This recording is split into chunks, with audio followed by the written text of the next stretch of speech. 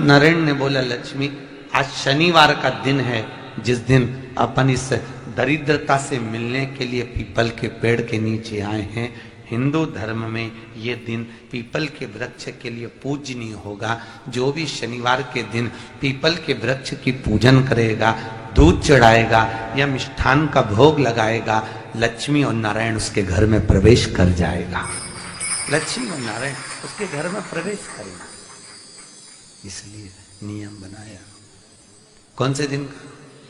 शनिवार।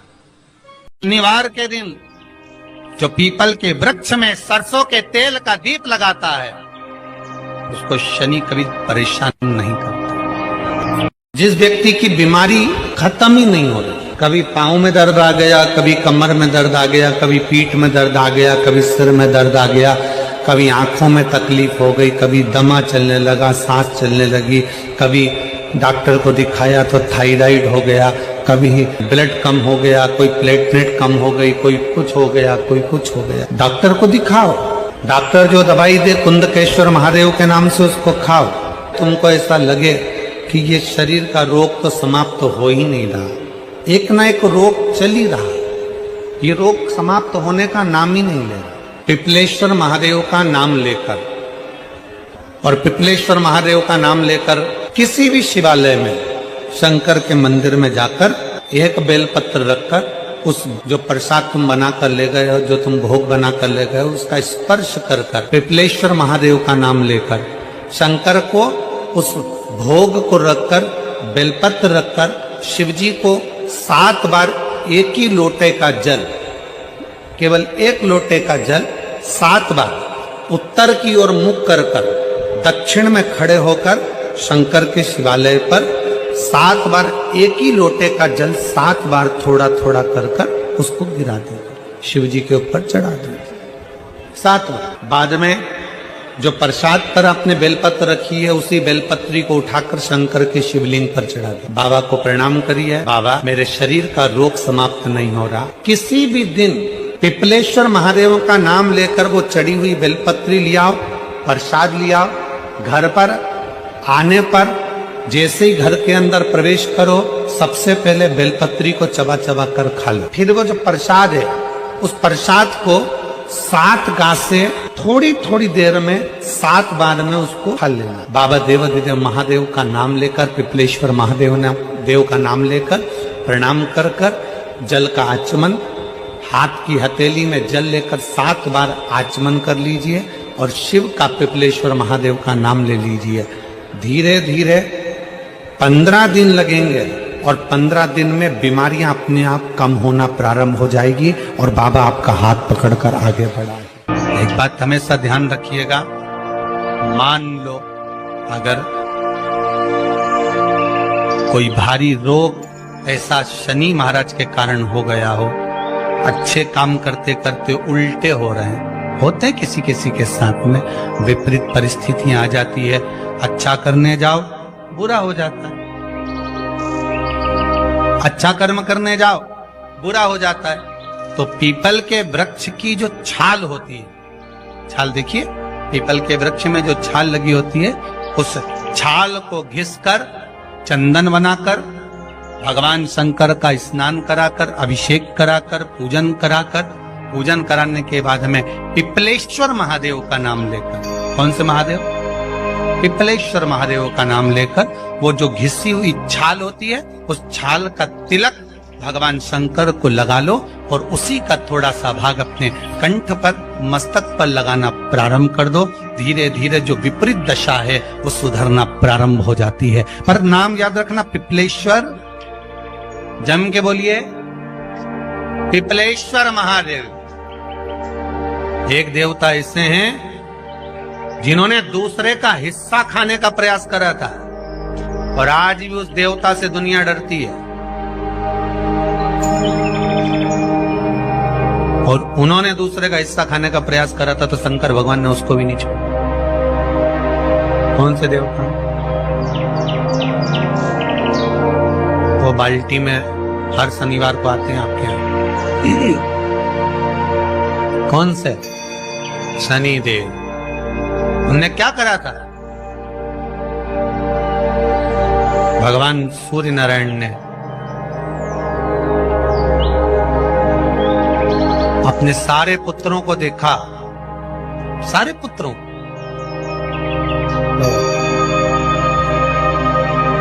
सारे पुत्रों को देखकर आज मेरे सूर्य नारायण भगवान बड़े सुखी, बड़े प्रसन्न। मेरा पुत्र शनि भी श्रेष्ठ है, मेरा पुत्र यम भी श्रेष्ठ है, सब ठीक है।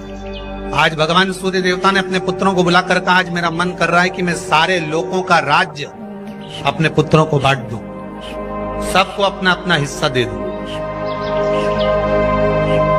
शनि महाराज जी को भी हिस्सा दे दिया गया।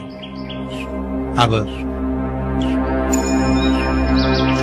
जब शनि महाराज जी को हिस्सा दे दिया तो शनि महाराज जी संतुष्ट नहीं हुए। दुनिया में ऐसे लोग बहुत सारे हैं जो संतुष्ट बहुत कम हो पाते हैं। शनि देव के मन में संतुष्टि नहीं है। जब शनि देव के मन में संतुष्टि नहीं हो तो शनि महाराज उसी समय पर अपने सारे भाइयों का हिस्सा बटोरने लगे, उस पर कब्जा करने लगे। कब्जा करने लगे तो सूर्य देवता की आंख में जल भर गया। कितना तेजवान सूर्य नारायण, कितने तेजवान, कितना तेज भगवान सूर्य के पास में था। पर शनि महाराज को देखकर आज रो रहे हैं। शनि महाराज को, शनि महाराज ने अपने भाइयों के इस हिस्से पर क्या कर लिया। सूर्य नारायण भगवान की आंखों में जल भर गया कि मेरा पुत्र ऐसा कर रहा है। शनि को बुलाया सूर्य नारायण भगवान ने, समझाया और नहीं माना। किसी किसी की नियत होती है कि इसको इतना कैसे दे दिया, अम्मा ने इसको इतना कैसे दे दिया, पिताजी ने इसको इतना कैसे दे दिया, मैं तो कब्जा करूंगा, दुकान नहीं छोड़ूं, घर नहीं छोड़ूं, ये नहीं छोड़ूं, वो नहीं छोड़ूं। मत छोड़, एक दिन संसार छोड़कर जाना पड़ेगा। तब कहीं जमीन जायदाद छाती पे बांध के ले जाएगा। नहीं माने तो सूर्य देवता ने अपने गणों को भेज दिया, जाओ जरा शनि महाराज को जरा हटाओ वहां से। शनि महाराज को गुस्सा आया और शनि महाराज ने उन सारे गणों को नष्ट कर दिया। सूर्य नारायण रो रहे हैं। भगवान शंकर की पंचायत में सूर्य देव भी हैं, मतलब शंकर भगवान के मित्रों की गणना में सूर्य आते हैं। भगवान विष्णु, सूर्य नारायण, शंकर भगवान, माँ दुर्गा, गणेश जी, ये पंचायत है ना शंकर की, शिव पंचायत। शिव परिवार में कार्तिकेय, गणेश जी, पार्वती जी, शंकर जी, नंदी, ये शिव परिवार। पंचायत में सूर्य देवता। सूर्य नारायण को रोता हुआ देखकर भगवान शंकर को बड़ा दुख है। शिव जी ने पूछ लिया, क्या बात है, आप रो रहे हो? नारायण क्या हो गया? मेरा बेटा मानने को तैयार नहीं है। आप चिंता मत करो, अभी देखता हूं मैं जाकर। और भगवान शंकर ने जाकर तुरंत सूर्य नारायण भगवान के कहने पर शनि देव को जाकर समझाया। इतने में तो शनि देव आग बबूला हो गए। आग बबूला होकर शनि देव ने कहा, ए शिव, आप मुझे जानते नहीं हो? शंकर भगवान ने कहा, क्या जानना है ये बताओ, क्या जानना है ये बताओ। शनि देव कहते हैं, आप मेरी दृष्टि को नहीं जानते। शंकर भगवान ने कहा, तू भी नहीं जानता कि तेरी दृष्टि खराब कैसे हुई। तेरी दृष्टि को श्राप किसका लगा है तुझे नहीं मालूम क्या? शंकर भगवान ने जब समझाना चालू करा कि देख शनि देव, तुम तो कह रहे हो, तुम तो बोल रहे हो कि मेरी दृष्टि नहीं जानते। हम जानते हैं आपकी दृष्टि, मना नहीं है,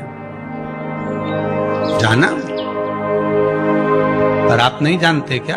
शिव जी जानते हैं। शिव जी ने कहा, मैं सब जानता हूं। आपका विवाह करा सूर्य देवता ने, आपकी पत्नी घर में आ गई, आप अपनी पत्नी को देखते तक नहीं थे, इसलिए आपकी धर्म पत्नी ने आपको श्राप दिया कि जिस पति ने मुझ पर दृष्टि नहीं डाली, मेरे वो पति की दृष्टि कुदृष्टि हो जाए, जिस पे डालेगा वो बर्बाद हो जाए। शनि महाराज ने कहा, आप मेरी पत्नी की याद मत दिलाओ। शंकर भगवान बोले, ए शनि, फिर समझा रहा हूं, हिस्सा छोड़ेगा कि नहीं छोड़ेगा? शनि बोले, नहीं छोड़ूंगा। शंकर भगवान ने उठाया, पीपल के पेड़ के नीचे ले गए और पीपल के पेड़ के नीचे शनि महाराज को उल्टा लटका दिया। 19 साल तक शनि महाराज को पीपल के पेड़ के नीचे शंकर जी ने लटका के रखा। अब बोल, 19 वर्ष तक शनि महाराज पीपल के वृक्ष में पीपल की जड़ पर बंधे रहे, बोले ही नहीं, सीधे टंगे रहे। अब दूसरे का हिस्सा खाने वाले को जब शनि महाराज जैसे के लटका दिया भोलानाथ ने, तो तुम कहीं लगो रे लाइन में? मेरा विचार तो करो। 19 वर्ष तक शनि महाराज लटके रहे, तब 19 वर्ष नेत्र बंद कर कर शनि महाराज ने शंकर की आराधना करी कि दुनिया में कोई ऐसा नहीं जो मुझे उल्टा लटका दे, केवल एक यही है जिनने मुझे लटकाया है। तो 19 वर्ष तक तप करा तो शंकर जी प्रसन्न हो गए, धरनी को हटाकर पार्वती को लाए, साथ में आशीर्वाद दिया, शनि महाराज को खोला, वर मांगो तुम्हें क्या चाहिए, मांगो तुम्हें क्या चाहिए। शनि महाराज ने कहा मांगूंगा कुछ नहीं, आप वर दे दीजिए। शंकर जी ने कहा मैं तुम्हें दंड अधिकारी बनाता हूँ कि आप अच्छे और बुरे का दंड दोगे, आप अधिकारी बनकर बैठोगे, मेरा आशीर्वाद तुम्हारे साथ है। दंड अधिकारी भगवान शंकर का एक अवतार है पिपलाद अवतार। पिपलाद अवतार, जब दधीचि ऋषि की अस्थियां चली गई, उनकी धर्मपत्नी सुभाष ने देखा मेरे पति को मार दिया गया, मेरे पति की अस्थियां ले गए राक्षसों का संहार करने के लिए, उनकी अस्थियां लेकर चले गए, मेरा पति चले गया। सुभाष गर्भ से थी, मरना चाहती थी, प्राण छोड़ना चाहती। शिव जी ने देखा ये तो अग्नि के ऊपर चढ़कर अपनी देह त्याग रही। शंकर भगवान ने आकर कहा रुक जा सुभाष, रुको, तुम्हारे गर्भ में बच्चा है, तुम्हारे गर्भ में बच्चा है, वो बच्चा मर जाएगा। अब इस बच्चे को जन्म देकर भी क्या करूं? नहीं पिता, तुम्हारे गर्भ में जो बच्चा है वो महाज्ञानी है, तुमने मुझसे प्रसाद के रूप में मांगा था, कहा था शिव जैसा पुत्र होना चाहिए, तो क्या तुम शंकर को नष्ट कर दोगे? मैं शंकर को जन्म दूंगी। सुभाष ने 2 पत्थर उठाए, अपने गर्भ पर मारना प्रारंभ करा, गर्भ पर मारा, बच्चे ने जन्म लिया। बच्चा 7 महीने का था, उस बच्चे को उठाकर पीपल के कोटर में रख दिया। पीपल की कोटर, एक गिलहरी पीपल के फल को लेकर आती थी, पिपलाद के मुंह में देती थी। शिव का एक, इसलिए शंकर का नाम ही पिपलेश्वर महादेव। शिव का एक अवतार पिपलाद के रूप में हुआ है। तुम क्यों चिंता करती हो? तुम चिंता मत करो, तुम्हारा पुत्र जन्म दो तुम। और दिया धन सुभाष ने, उसके बाद प्राणों को त्यागा। और उस पीपल के कोटर में अगर भरण पोषण करने वाला कोई था तो वह देवाधिदेव महादेव था। फिर निवेदन करेंगे, माता के गर्भ में बच्चा रहता है, उसका भरण पोषण करने वाला मेरा देवाधिदेव महादेव है। अगर जन्म उसने दिया है तो मृत्यु भी वो देगा। अगर तुमको कुछ ज्ञान दिया है तो अच्छी जगह पर भी वही पहुंचाएगा।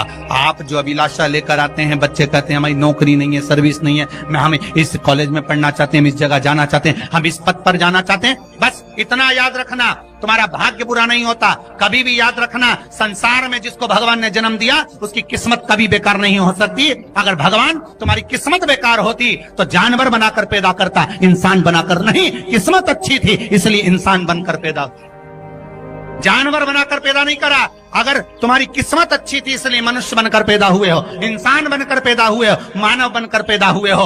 भगवान को दोष मत देना कि भगवान ने किस्मत बेकार दी है। भगवान ने किस्मत अच्छी बनाई है इसलिए तुझे मृत्यु लोक में जन्म दिया।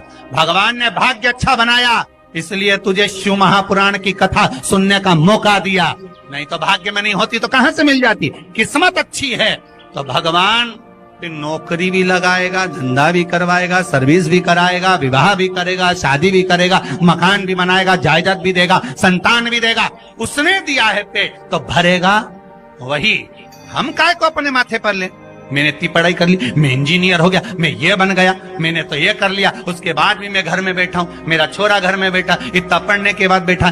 जन्म उसने दिया है, भाग्य उसका है, किस्मत उसकी है। तो कहो उसको कि शंकर का भजन कर, मंथन करे, मक्खन निकलेगा और घी भी जरूर बनेगा। धारणा मती, जब तेरे 3.5 करोड़ बन, गिनती मत करना, गिनती वो करेगा। तू तो भज, तू कुबेरेश्वर का स्मरण कर, तू महाकाल का स्मरण कर, तू काशी विश्वनाथ का स्मरण कर, तू महाकाल राजा का स्मरण करके तो देख, शिव का भजन कर, 1 लोटा पानी ले जाकर रोज चढ़ा शंकर जी के मंदिर में जा। शिव से भजन करने में क्या देरी, नहीं जा सकता शिव मंदिर में जाने में? बच्चों को अगर शर्म आती हो तो बेलपत्री के पेड़ के नीचे पानी चढ़ाया, वो भी नहीं कर सकता तो पीपल के पेड़ के नीचे चढ़ाया, वो भी नहीं कर सकता तो आंवले के पेड़ के नीचे चढ़ाया। पर कहीं जुड़ तो सरी, एक बार साध तो सरी, पकड़ने का प्रयास तो करो परमात्मा। धर्म पत्नी से संतान नहीं, औलाद नहीं, बड़े दुखी, बड़े दुखी। अच्छा, संतान नहीं हो, किसी नारी की गोद अगर, स्त्री की गोद अगर खाली रह जाए तो भी दुख होता है उसको कि मेरे घर में औलाद नहीं, संतान नहीं।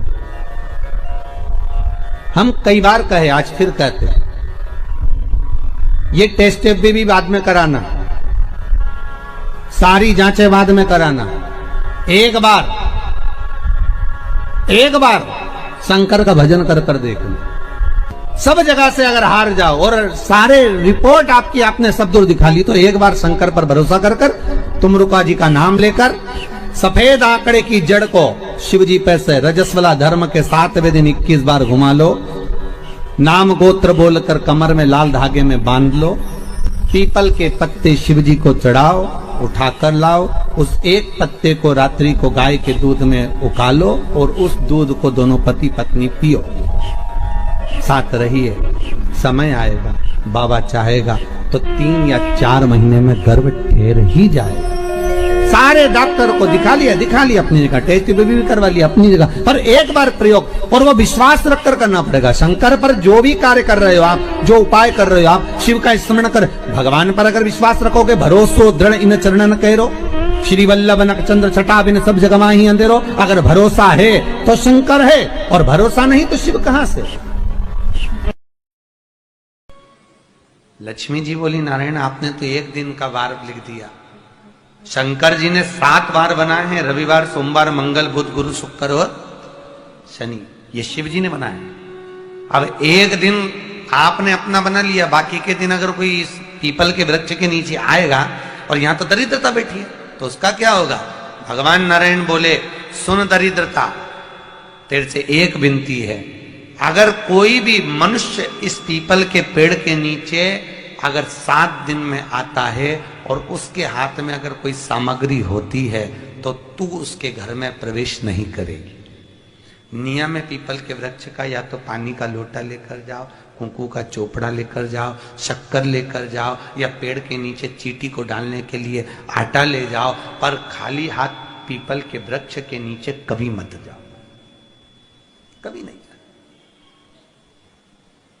खाली हाथ जाओगे तो दरिद्रता तुम्हारे घर में प्रवेश करेगी। दरिद्रता उठकर खड़ी होकर बोली, नारायण तुमने अपनी मनमानी करी है, एक दिन मुझे भी मेरा चाहिए।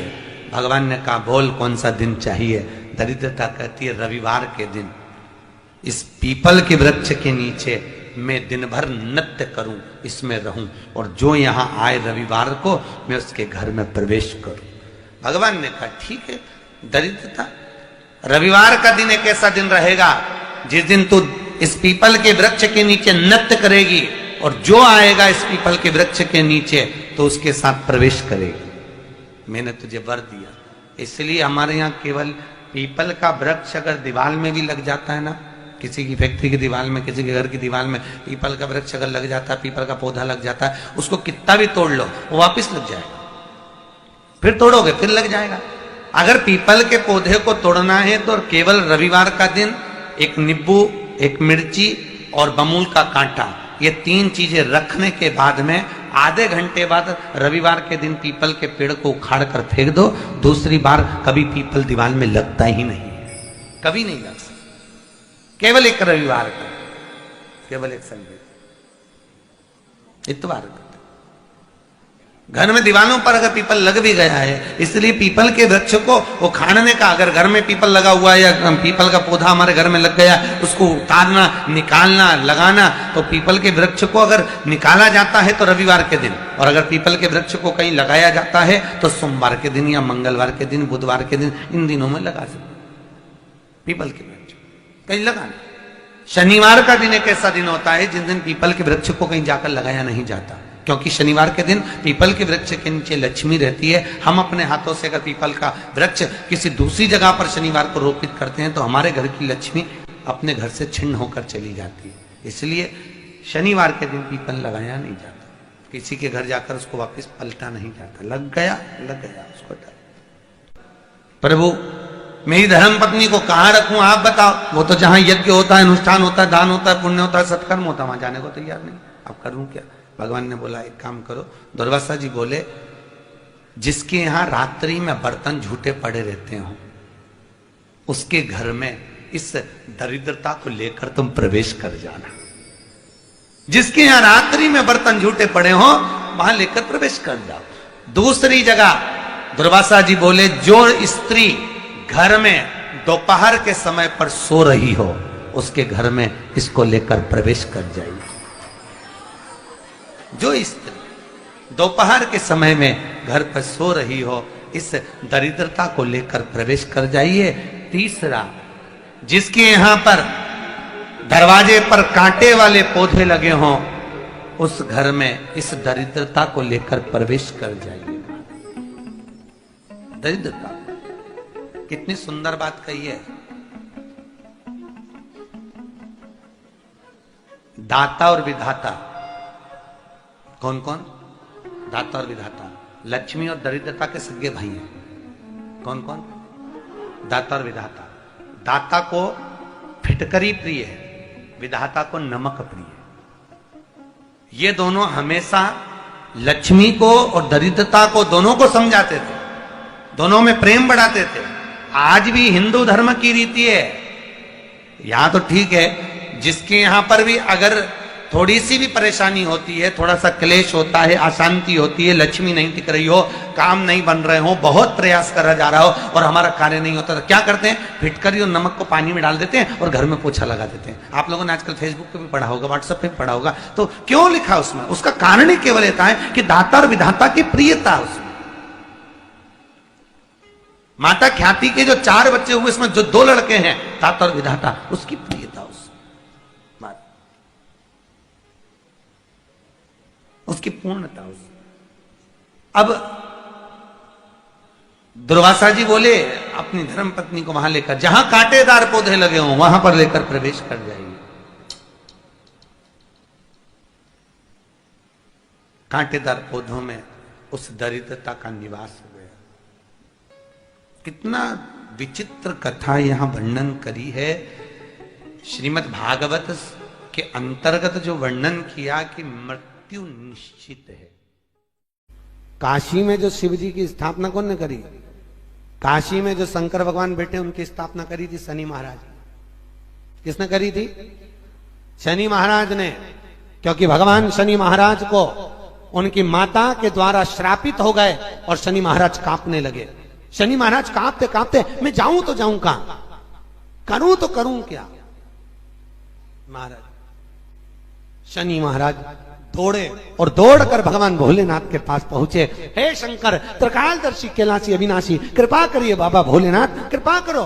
क्योंकि दुनिया में 33 करोड़ देवी देवता हैं जिनको शनि लग सकता है, केवल एक किसको छोड़कर?